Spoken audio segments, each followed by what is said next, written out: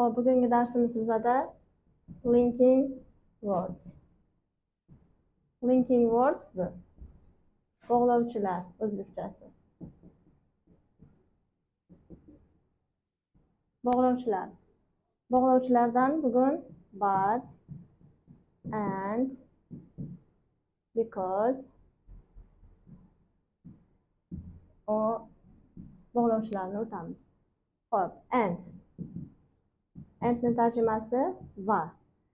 Ikkita bir-biriga o'xshash bo'lgan g'oyalarni, fikrlarni bog'laydi, gaplarni bog'laydi desak ham bo'ladi. Xo'p, qanday bo'ladi bu? Ikkita bir-biriga o'xshash g'oyalar yoki fikrlar ikkala tomon ham plus bo'lishi kerak. Xo'p, and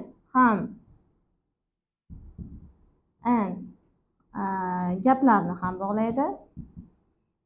Gaplarni sentence yoki so'zlarni bog'laydi. So'zlarni words. Example bilan tushuntiraman. Xo'p, gap bilan so'zlarni bog'laganda ikkita bir-biriga o'xshash bo'lgan g'oyalar yoki fikrlarni. Qanday bo'ladi? Misol uchun, menda hozir ham telefonim bor, ham notebook'im bor.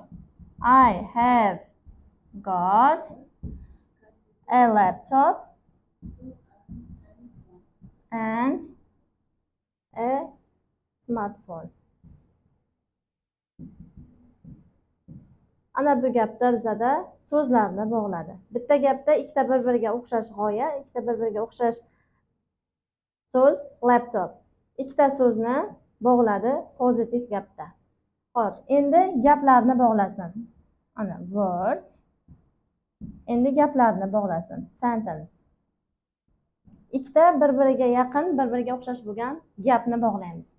Xo'p, men ertalab turdim va nonushta qildim. Ikkita bir-biriga yaqin, bir-biriga o'xshash gap ketma-ket qilingan ish harakat. I got up early. Barvaqt turdim and nonushta qildim. Had breakfast. Ana bu joyda egasi ishlatilsa ham bo'ladi, ishlatilmasa ham bo'ladi. Nima uchun?